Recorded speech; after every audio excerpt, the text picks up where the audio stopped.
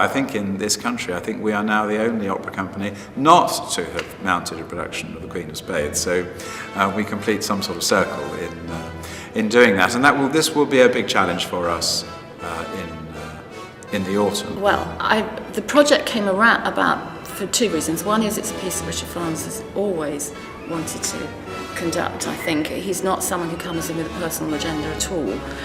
It's incredibly endearing and refreshing, but we did notice that when we talked about pieces that he might like to do, this was the one that came up first and most frequently. The Queen of Spades has been on my list for a very long time, in fact ever since I began working full-time with the company. It's a piece I'm passionate about because, I mean, not only is it, I think, a wonderful piece of music, I actually prefer it to Eugene and Onegin, which is Tchaikovsky's perhaps even more famous opera.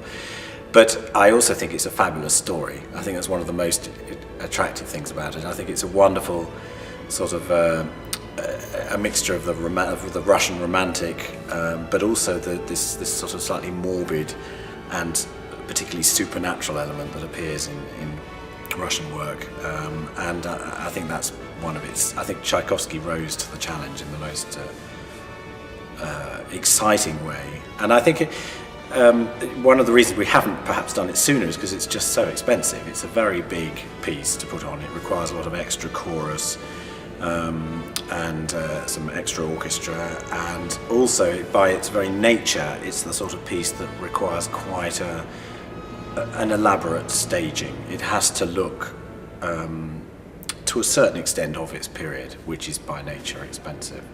Part of my job is to keep an ongoing dialogue with what I think of as my team of directors, you know, people that you're trying to build relationships with or continue relationships with. And really I should think about 15 years, we've been thinking about Neil Bartlett and what might be an appropriate thing for him to do. We had meetings a long time ago, then it sort of slightly went away as his career took different course slightly, and we came back again. I've probably been talking to him for about 3 years maybe, and we've talked in his garden in Brighton about many pieces, and I've gone in with a little sort of sheaf of pieces that I think we might want to do, and Queen of Spades has always been in there, but I never went in and said, please do the Queen of Spades, Neil.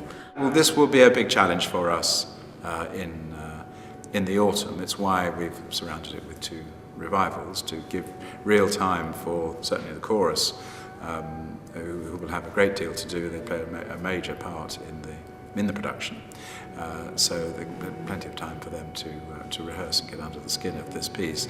And I think working with a new director for us, Neil Bartlett, who well known in many other circles, not necessarily for opera, I think will bring a lot of insight, a lot of really good ideas to the piece. So I think that is the cornerstone in some ways of our autumn programme. Maybe we could say of the whole season.